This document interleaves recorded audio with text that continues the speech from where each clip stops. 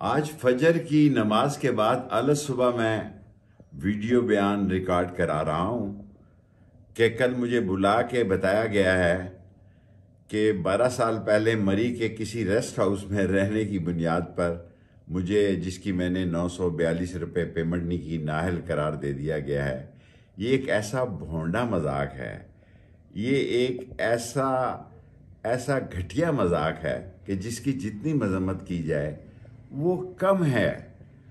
और अगर कोई 50 साल में ये साबित करे कि मैं किसी रेस्ट हाउस में रहा हूँ तो मैं सियासत से दस्तबरदार होने के लिए तैयार हूँ, लेकिन मैं अपना हक नहीं छोड़ूंगा। मैं कलम दवात के निशान पर अवामी मुस्लिम लीग से हल्का 56 और हल्का 57 में इलेक्शन लड़ रहा था और पीटीआई के सपोर्टरों और वोटरों की भी मुझे हमायत हासिल थी।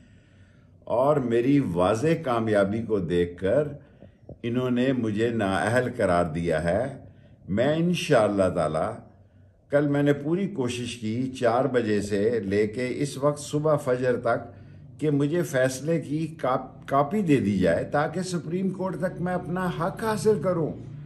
मैं अपना हक नहीं छोड़ूंगा और मैं अपने हक के लिए आखिरी सांस तक आईनी कानूनी लड़ाई लड़ता रहूंगा। और इंशाअल्लाह ताला 56 और 57 में कलम दवात तारीखी कामयाबी से जीतेगी। और वो लोग जो लोग साजिशें कर रहे हैं, जिन्होंने माशी, सियासी, इक़्तिसादी तौर पर इस मुल्क को तबाह कर दिया, ये दोबारा लंदन जाएंगे और पीडीएम का वो हशर होगा कि इनको भागने का रास्ता नहीं मिलेगा। लंदन जाने के अलावा इनके पास कोई रास्ता नहीं। हम पाकिस्तान में जिएंगे, पाकिस्तान में मरेंगे, पाकिस्तान में काला काला रसूल अल्लाह का अलम बुलंद रखेंगे। और इंशाअल्लाह ताला 56 और 57 में आज नहीं तो कल कलम दवात तारीखी कामयाबी से जीतेगी।